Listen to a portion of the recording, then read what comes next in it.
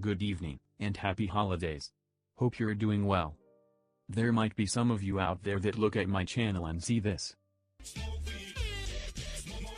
Shoot you, motherfucker!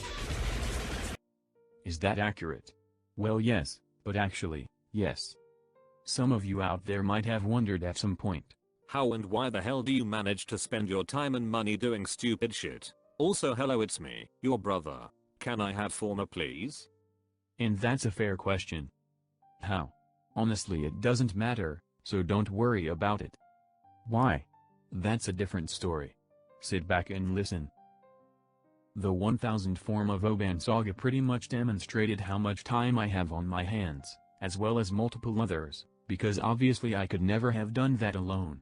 Actually, technically I could have, but running that solo would take up so much time that Duviri Paradox could come out and I still wouldn't be done.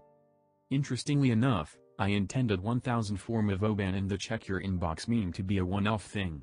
The plan was to do 1000 Forma, make a soundtrack to go along with it as a joke, and that would have been the end of it.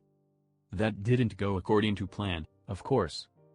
Besides the amusement that somebody doing 1000 Forma brings, people legitimately enjoyed the music and the malicious gifting intent against other Warframe content creators that were made, even though both were done as nothing more than a meme. Because of that, I started looking at making music in a more serious light instead of a haha funny kind of way, and from what I've seen so far, people still enjoy the music. Which brings me to today, the first day of the 12 days of Forma. Which you should totally go into if you haven't already. Where I intend to carry on the check your inbox quip, but in a much more holiday-themed manner. I've never considered myself to be financially responsible, given that I buy platinum every single time I get a discount, even if it's just 20% off. Aside from just memes, there is actually a reason as to why I legitimately don't mind firing barrels of money out of a t-shirt cannon, and it's not as complicated as you think. Although the bulk of the past 2 years of my life have been spent living in Japan, I still had the opportunity to see a decent chunk of Asia and Oceania during that time, due to deployments. The Philippines, South Korea, Australia, Guam, Singapore, Hong Kong, and Thailand are all places that I've had the privilege of visiting then. Although each of those were magnificent in their own way, almost all of them unanimously had something in common: poverty. Whether it's simply just an old man sleeping on a park bench or a kid stealing a purse just to make ends meet, economic deficiency is basically inescapable, because it's impossible to give every conceivable person a job, a roof, and a decent standard of living. And that's something that people are kind of just accustomed to. You might be walking down the street one day and see a homeless man sitting on the ground near you. I've been living in California since this November, so those of you who are natives here might be fairly acquainted with the homeless already.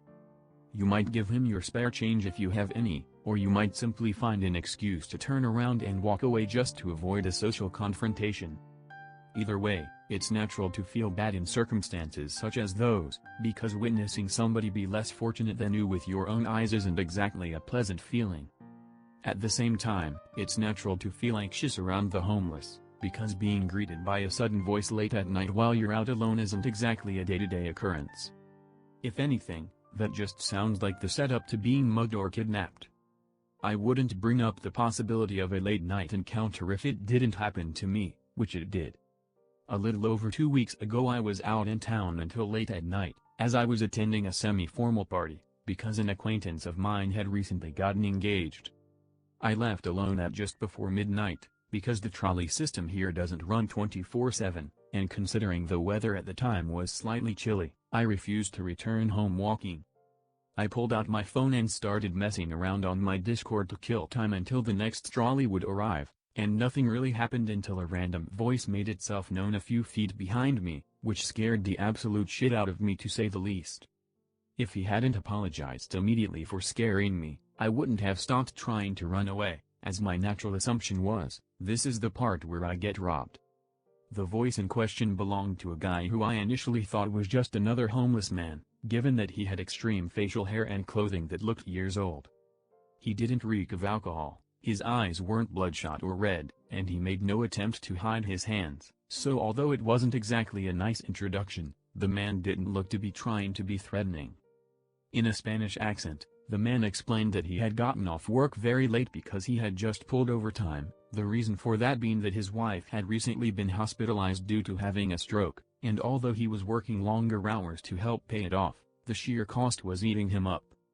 He handed me his wallet and phone to prove he wasn't lying, which he wasn't. He was carrying only $3, which wasn't enough for a metro ticket, and his phone was filled to the brim with pictures of his wife and daughter.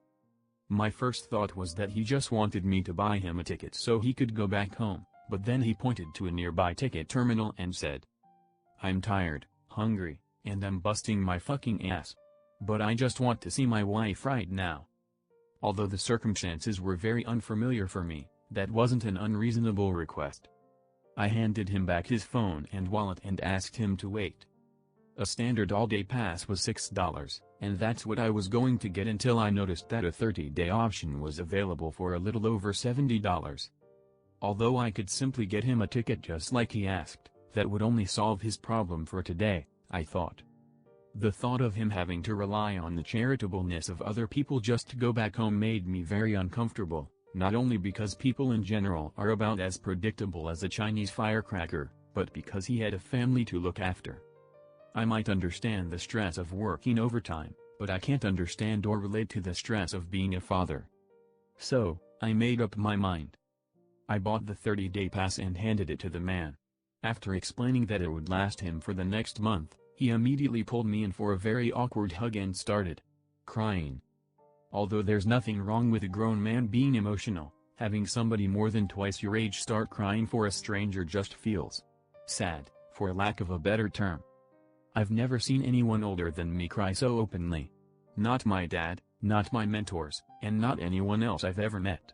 I imagine that he's seen and done more things in his life than I can count, so for him to lose it over a random person and a metro ticket just feels sad, as if he hasn't seen a good day in years.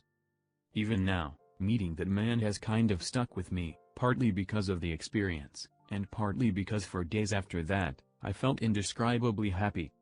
Normally I would never call myself a charity case, because up until now I've never cared or had to deal with a more senior person ask me for help. That sounds a bit awful to say, but it's honestly true.